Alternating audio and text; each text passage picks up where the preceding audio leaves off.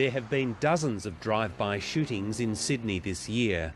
It's a messy, dangerous crime, and police are concerned that if the attacks continue, innocent people could be hit. In one house in Granville, they fired in excess of 15 shots, and there was children present. So how close could that have been to a young child being seriously injured, not killed? Deb Wallace is commander of the Middle East Organised Crime Squad and has been a police officer for 28 years. She says the reasons for the attacks are complex.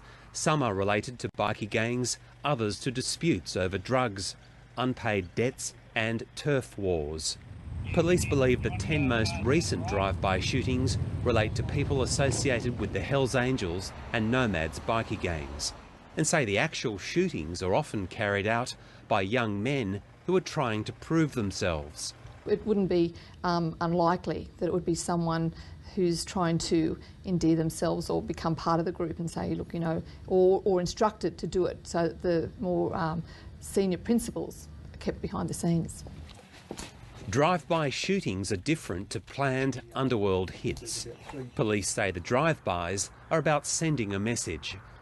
I think it's a combination. I think it's trying to intimidate them to say, look what we've got this amount of firepower, we're not scared to take, you know, action against you, and I think it's a statement, and it's a very, very dangerous statement though. Police say they often know who is doing the drive-bys in Sydney, but it's difficult to catch them. Because the shootings relate to bikie gangs, there's little cooperation with the police and neither side will talk. They're certainly aware of our strategies in relation to our high visibility proactive policing, because they're being spoken to and they make that known to us.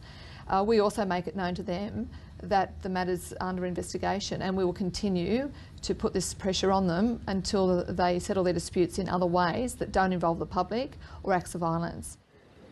While the police have had some success in arresting people with links to gangs, those who are doing the actual drive-by shootings have been harder to pin down. We haven't had any arrests specifically related to the actual person who might have done the shooting, but there have been a number of strategies and have been arrests of people who we believe associated with the shootings, or if not responsible, but they've been charged with other offences that have emerged throughout our investigation. The police don't expect drive-by shootings in Sydney to stop and say it's become a complex, long-term problem. It's a no-win situation for everybody.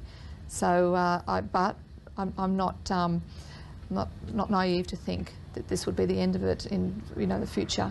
John Stewart, Lateline.